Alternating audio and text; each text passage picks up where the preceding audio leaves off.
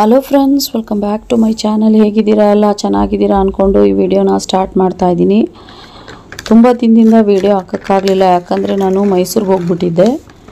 ಅಲ್ಲಿ ಒಂದು ಫಂಕ್ಷನ್ ಇತ್ತು ಅಂತ ಕರೆದಿದ್ರು, ಅದರಿಂದ ಅಲ್ಲಿ ಹೋಗಿ ಬಂದು ಇವತ್ತು ವ್ಲಾಗ್ ಮಾಡ್ತಾಯಿದ್ದೀನಿ ಫ್ರೆಂಡ್ಸ್. ನಾರ್ಮಲಾಗಿ ಊರಿಂದ ಬಂದ ತಕ್ಷಣ ತುಂಬ ಕೆಲಸ ಇರುತ್ತೆ. ಆ ಬಟ್ಟೆಗಳನ್ನೆಲ್ಲ ಎತ್ತಿಡಬೇಕು, ಪುನಃ ಮನೆಯೆಲ್ಲ ಧೂಳಾಗಿರುತ್ತಲ್ವ ಅದನ್ನೆಲ್ಲ ಕ್ಲೀನ್ ಮಾಡಬೇಕು. ನಮ್ಮ ಮನೆ ಮುಂದೆ ಒಂದು ಮನೆ ಡೆಮಾಲಿಷ್ ಮಾಡ್ತಾಯಿದ್ರು, ಮನೆಯೆಲ್ಲ ಧೂಳಾಗಿತ್ತು. ಸರಿ, ಸೋಫಾ ಕವರ್ನೆಲ್ಲ ತೆಗಿಯೋದ ಅಂದ್ಬಿಟ್ಟು ತೆಗಿತಾ ಇದ್ದೀನಿ. ಮಕ್ಕಳನ್ನೆಲ್ಲ ಸ್ಕೂಲ್ ಕಳಿಸಿ ಯಜಮಾನರು ಕೂಡ ಕೆಲ್ಸಕ್ಕೆ ಹೋದರು. ಟಿಫನ್ ಬಂದು ದೋಸೆ ಮಾಡಿದ್ದೆ, ಹಾಗೆಯೇ ಆಲೂಗೆಡ್ಡೆ ಪಲ್ಯ ಚಟ್ನಿ ಮಾಡಿ, ಮಧ್ಯಾಹ್ನಕ್ಕೆ ಸಾಂಬಾರು ನುಗ್ಗೆಕಾಯಿ ಹಾಕಿ ಬೇಳೆ ಸಾಂಬಾರು ಮಾಡಿಟ್ಬಿಟ್ಟು ನಾನು ಒಂದೆರಡು ದೋಸೆ ತಿಂದು ಆಮೇಲೆ ಮನೆ ಕೆಲಸ ಶುರು ಮಾಡ್ಕೋತಾ ಇದ್ದೀನಿ. ರಾತ್ರಿನೇ ಸುಮಾರು ಬಟ್ಟೆಗಳನ್ನೆಲ್ಲ ತಂದಿರೋ ಊರಿಂದ ಅದನ್ನೆಲ್ಲ ತೆಗೆದು ಮೇಲಿಟ್ಟೆ. ಕೊಳೆ ಹಾಕಿರೋ ಬಟ್ಟೆನೆಲ್ಲ ವಾಷಿಂಗ್ ಮಿಷನ್ಗೆ ಹಾಕೋದ ಅಂತ ಎತ್ತಿಟ್ಟಿದ್ದೀನಿ.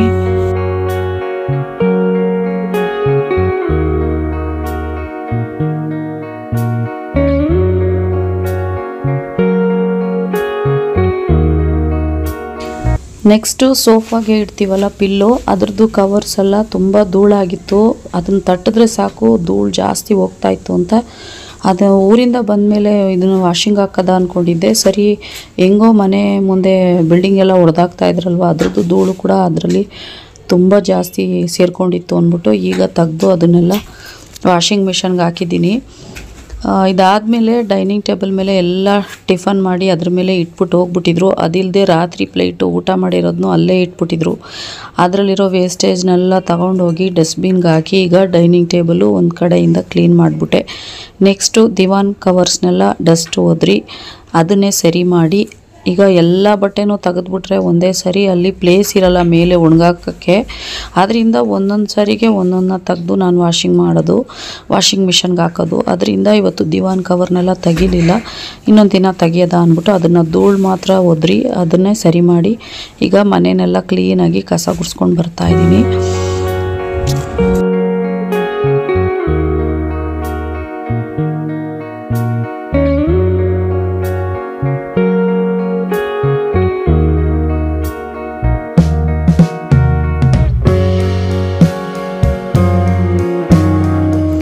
ಹಾಗೆಯೇ ಈ ಕೆಲಸ ಮಾಡಿಕೊಂಡು ಒಂದು ವಿಷಯ ನಾನು ನಿಮ್ಮ ಜೊತೆ ಶೇರ್ ಮಾಡ್ಕೋತಾ ಇದ್ದೀನಿ ಫ್ರೆಂಡ್ಸ್. ಏನಂತ ಹೇಳಿದ್ರೆ, ಈ ಸೋಫಾ ಇಟ್ಕೊಂಡಿದ್ದೀರ ನಮ್ಮ ಮನೇಲಿ, ಅದಕ್ಕಿಂತ ಮುಂಚೆ ಇನ್ನೊಂದು ಸೋಫಾ ಇತ್ತು ನಮ್ಮ ಮನೇಲಿ 5 ಸೀಟರ್ದು. ಅದಕ್ಕೆ ಕುಷನ್ ಇರಲಿಲ್ಲ. ನಾನು ನಮ್ಮ ಮನೆ ಹತ್ರ ಇರೋ ನಮ್ಮ ಏರಿಯಾದಲ್ಲೇ ಇರೋ ಫರ್ನಿಚರ್ ಅಂಗಡಿಲೇ ಅದನ್ನು ಪರ್ಚೇಸ್ ಮಾಡಿದ್ದು. ಅದನ್ನು ನೋಡಬೇಕಾದ್ರೆ ನಾನು ವುಡ್ಡಂದು ನೋಡಿದ್ದು. ಅಲ್ಲಿ ಆ ಶಾಪಲ್ಲಿ ಬಂದು ತುಂಬ ಸೋಫಾ ಇರೋದ್ರಿಂದ ನನಗೆ ಕುಷನ್ ಇರೋ ಸೋಫಾ ತುಂಬ ಇಷ್ಟ ಆಗ್ತಿತ್ತು. ಅವರು ನೋಡ್ತಾರೆ ನಮ್ಮನ್ನು ಯಾವ ಥರ ಅಂದರೆ, ಇವ್ರಿಗೆ ಸೋಫಾ ಬಗ್ಗೆ ಗೊತ್ತಿದೆಯಾ ಇಲ್ವಾ ಅಂತ ನೋಡಿಕೊಂಡು ನಮ್ಮನ್ನು ಏಮರ್ಸ್ತಾ ಇರ್ತಾರೆ. ಅಂಗಡಿಯವರೆಲ್ಲ ಹಂಗೇನೆ, ಸ್ವಲ್ಪ ಅದ್ರ ಬಗ್ಗೆ ನಾಲೆಜ್ ಇದ್ದರೆ ಕರೆಕ್ಟಾಗಿ ಕೊಡ್ತಾರೆ. ಅದ್ರ ಬಗ್ಗೆ ನಮಗೆ ಏನು ಅಷ್ಟು ಗೊತ್ತಿರಲ್ಲ ನೋಡಿ. ಸ್ಟಾರ್ಟಿಂಗಲ್ಲಿ ಮನೆಗೆ ಬಂದು ಹೊಸದಾಗಿ ತಗೊಳ್ಳೋರ್ಗೂ ಎಕ್ಸ್ಪೀರಿಯನ್ಸ್ ಇದ್ದು ತಗೊಳ್ಳೋರ್ಗೂ ವ್ಯತ್ಯಾಸ ಕಂಡುಹಿಡಿದ್ಬಿಡ್ತಾರೆ. ಅಂಗಡಿ ತುಂಬ ಏಮಾರ್ಸೋಕ್ಕೆ ಚಾನ್ಸಸ್ ಜಾಸ್ತಿ ಇರುತ್ತೆ. ಆಗ ನಮ್ಮ ಮನೇಲಿ ಸೋಫಾ ಸೆಟ್ ಇರಲಿಲ್ಲ.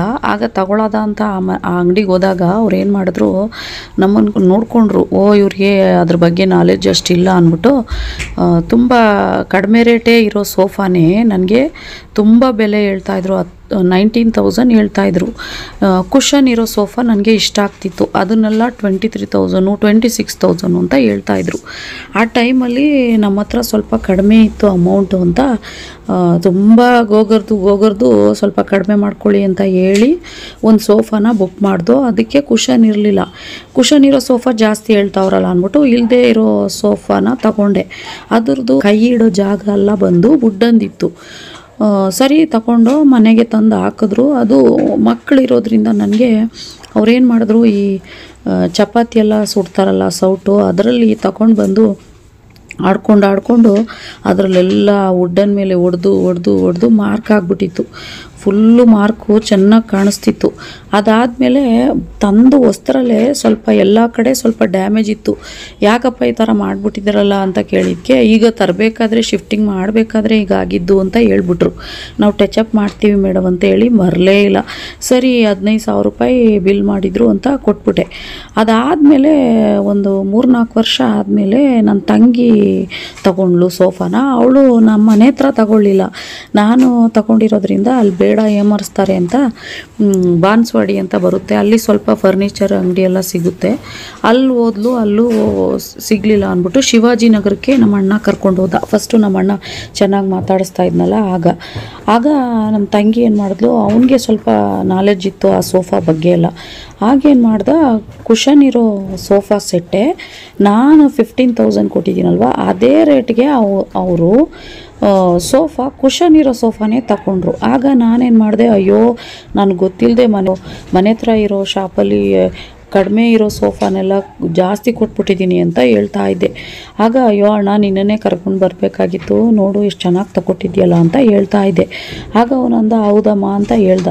ಇವಳು ತಗೊಂಡ್ಮೇಲೆ ನನಗೆ ಅವ್ರ ಮನೆಗೆ ತಂದು ಹಾಕಿದ್ಮೇಲೆ ತುಂಬ ಇಷ್ಟ ಆಗ್ಬಿಟ್ಟಿತ್ತು. ನನ್ನ ತಂಗಿಗೆ ಹೇಳ್ತಾ ಇದ್ದೆ, ಸೋಫಾ ಏನಾದರೂ ಹೋಗ್ಬಿಟ್ರೆ ಇದೇ ಥರ ಸೋಫಾ ತಗೋತೀನಿ, ಬೇರೆ ಕಲರಲ್ಲಿ ತುಂಬ ಚೆನ್ನಾಗಿದೆ ಅಂತ ಹೇಳ್ತಾ ಇದ್ದೆ. ಇದಾದಮೇಲೆ ಸುಮಾರು ವರ್ಷ ಆದಮೇಲೆ ನಾನು ಸೋಫಾ ನಮ್ಮ ಮನೆಗೆ, ಈಗ ಈ ಮನೆಗೆ ಬುಕ್ ಮಾಡಿದ್ದು.